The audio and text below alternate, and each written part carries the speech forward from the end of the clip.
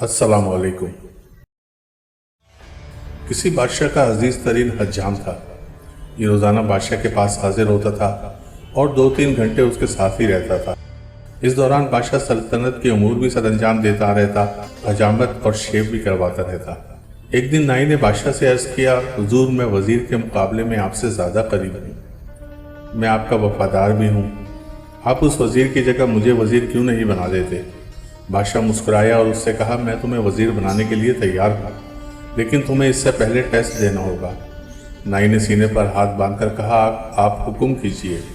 बादशाह बोला, बंदरगाह पर एक बहरी जहाज़ आया है, मुझे इसके बारे में मालूमात ला कर दो। नाई भागकर बंदरगाह पर गया और वापस आकर बोला, जी हाँ, जहाज़ वहाँ खड़ा है। बादशाह ने पूछा, ये जहाज़ कब आया? नाई दोबारा समंदर की तरफ भागा, वापस आया और बताया, 2 दिन पहले आया। बादशाह ने कहा, ये बताइए जहाज़ कहाँ से आया? नाई तीसरी बार समंदर की तरफ भागा, वापस आया तो बादशाह ने पूछा, जहाज़ पर क्या लदा है? नाई चौथी बार समंदर की तरफ भाग खड़ा हुआ। किस्सा मुख्तसर, नाई शाम तक समंदर और महल के चक्कर लगा लगा कर थक गया। उसके बाद बादशाह ने वज़ीर को बुलवाया और उससे पूछा, क्या समंदर पर कोई जहाज़ खड़ा है?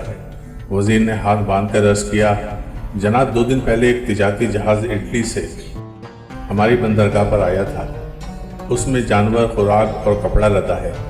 उसके कप्तान का नाम ये है। ये 6 माह में यहाँ पहुँचा। ये 4 दिन मज़ीद यहाँ ठहरेगा। यहाँ से ईरान जाएगा और वहाँ 1 माह रुकेगा और उसमें 209 लोग सवार हैं। और मेरा मशवरा है, हमें बहरी जहाज़ पर टैक्स बढ़ा देना चाहिए।